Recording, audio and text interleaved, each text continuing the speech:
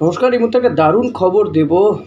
ভারতীয় ফুটবল, বাংলার ফুটবলের জন্য নিঃসন্দেহে বড় খবর, ভালো ছবি দেখলাম এবং বাংলা ফুটবল দল সন্তোষ ট্রফি চ্যাম্পিয়ন হয়েছে কেরালাকে ১-০ গোলে হারিয়ে। শুধু কেরালাকে ১-০ গোলে হারিয়ে এই যদি ফলটা দেখেন তাহলে কিন্তু খুব ভুল করবেন। যারা ম্যাচগুলো পরপর দেখেছেন তারা জানেন যে বাংলা দল কত দাপটের সঙ্গে লড়াই করে প্রত্যেকটা ম্যাচ, প্রত্যেকটা টিমকে গোহারান হারিয়ে ম্যাচ জিতেছে এবং ফাইনাল ম্যাচও যথেষ্ট ভালো হয়েছে। পুরো ম্যাচের ওপর কন্ট্রোল ছিল বাংলা দলের। তো এই সন্তোষ ট্রফিতে খেলা বহু বাঙালির ওপরে কিন্তু বড় টিমগুলোর নজর রয়েছে এই মুহূর্তে দাঁড়িয়ে। রবি হাসদা, চাকু মান্ডিরা তারা বড় টিমে খেলবে এমন আশা করছে, অনেকে মনে করছেন। কেউ হয়তো ইস্টবেঙ্গল মোহামেডানে খেলবেন। সঞ্জয় সেনের ভূমিকার প্রশংসা হচ্ছে চতুর্দিকে।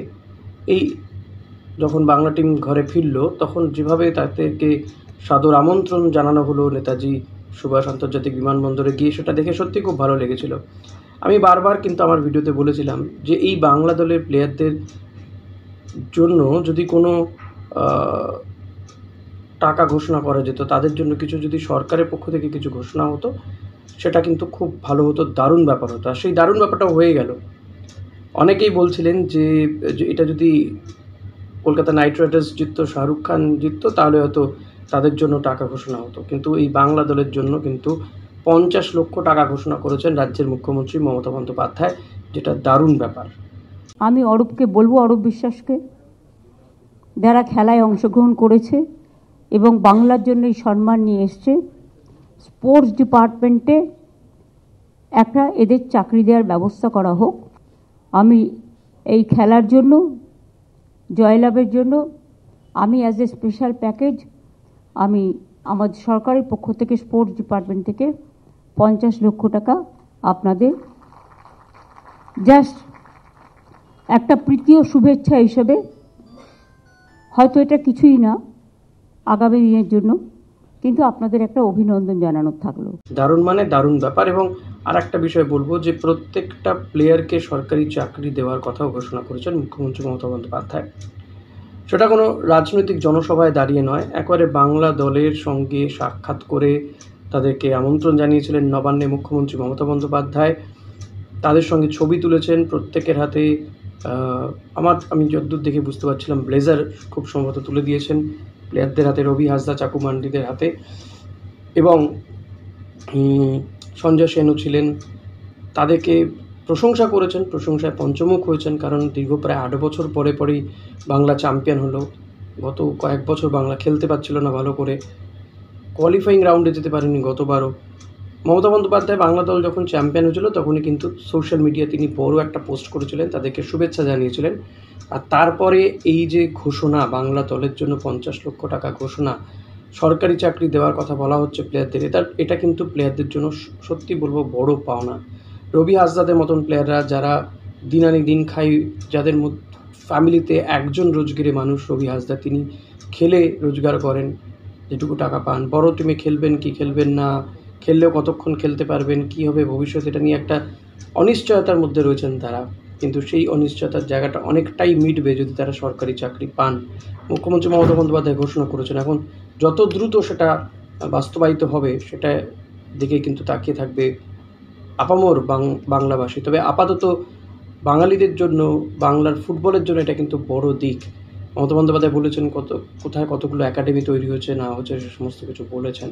তবে এটুকু বলবো যে বাংলার ফুটবলের মান একটা সময় তো গোটা দেশকে দেখাতো এবং দেশের টিমই তৈরি হতো না যদি না বাঙালি ফুটবলার থাকতো। একটা সময় তো এমনও গিয়েছে 7জন 8জন করে বাঙালি ফুটবলার ছিলেন ভারতীয় টিমে, তো আজকে একজনও নেই।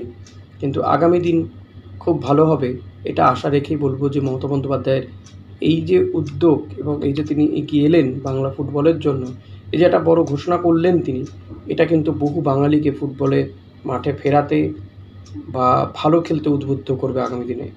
শঙ্কর ভালো ফুটবলার ছিল, গোলকিপার, সে এখনও ভালো ফুটবলার, কিন্তু এই 3 প্রধানে খেলার পর মোহভঙ্গ হয়ে সে এখন ক্ষেপের মাঠে খেলে, সেখান থেকে তার রোজগার হয়, সে চাকরি পায়নি। শঙ্করের মতন এবং বহু ফুটবলার রয়েছে। শঙ্করের কথা কেন বারবার বলি, কারণ এই ফুটবলারটিকে আমার সত্যি খুব ভালো লাগতো, ভালো গোলকিপার ছিল, কিন্তু কোথাও গিয়ে তার ক্ষেপের মাঠে তার ভবিষ্যৎ ঘুরে বেড়ায়। তো রবি হাসদাদের যাতে এটা না হয়, আমিও চাইছিলাম যে সরকার এদের জন্য কিছু করুক, এগিয়ে আসুক। কারণ দেশের বিভিন্ন প্রান্তেই কিন্তু বা বিদেশেও এইগুলো হয় যে যারা সত্যিই পিছিয়ে পড়া কিন্তু ভালো তার ট্যালেন্ট রয়েছে কোনো খেলাধুলাতে, তাদেরকে ব্যাকআপ করে সরকার। তো যেটা বাংলা দলের জন্য ঘোষণা করা হলো এবং এই যে সরকারি চাকরি তারা যদি পায়, সরকারি চাকরির কথা ঘোষণা করা হলো, এটা কিন্তু খুব বড় একটা বিষয়। এখন এর মধ্যে অনেকে রাজনীতি খুঁজতে চাইবেন, তবে আমি রাজনীতি খুঁজবো না। একজন মুখ্যমন্ত্রী, একজন অভিভাবক হয়ে তিনি যেটা ঘোষণা করেছেন, দ্যাটস এনাফ। এটা বাংলা টিমের জন্য নিঃসন্দেহে বড় খবর, বড় পাওনা সঞ্জয় সেনদের। সঞ্জয় সেনের জন্যও বোধহয় এটা সম্ভব হলো। আগামী দিনে সঞ্জয় সেনকে ভারতীয় দলের কোচ হিসেবে দেখতে চাই আমরা। দেখা যাক সেটা সম্পূর্ণ হয় কিনা। তাহলে বোধহয় সঞ্জয় সেনের জন্য বৃত্তটা কমপ্লিট হবে। তিনি বলেইছেন এমনিতে তিনি আইএসএলে কোনো বিদেশি কোচের আন্ডারে থাকতে পারবেন না। এর পাশাপাশি যেটা আপডেট দেবো, ট্রান্সফার উইন্ডোতে আমরা জানি যে মনবীর সিং তিনি খেলছেন এই মুহূর্তে মোহামেডানে, তিনি প্র্যাকটিসও নেমে পড়েছেন। এই মনবীর মোহনবাগান সুপার জায়ান্টের মনবীর নয়। ওদিকে প্রবীর দাস তিনি কেরালা ব্লাস্টার্স ছেড়ে তিনি মুম্বাই সিটি এফসিতেও নাম লিখিয়েছেন। ট্রান্সফার উইন্ডোতে এ দুটো বড় বদল। এই মুহূর্তে দাঁড়িয়ে বিদেশিদের নিয়ে এই মুহূর্তে কানাঘুষো চলছে অনেক, সেই সমস্ত খবরও দিচ্ছি। তো সেই সমস্ত খবরের আপডেট পেতে হলে অতি অবশ্যই আমার চ্যানেলে নজর রাখতে হবে, সাবস্ক্রাইব করে নিতে হবে। যদি আপনি চ্যানেলে নতুন হন, ভিডিওটি ভালো লাগলে লাইক, কমেন্ট, শেয়ার করবেন।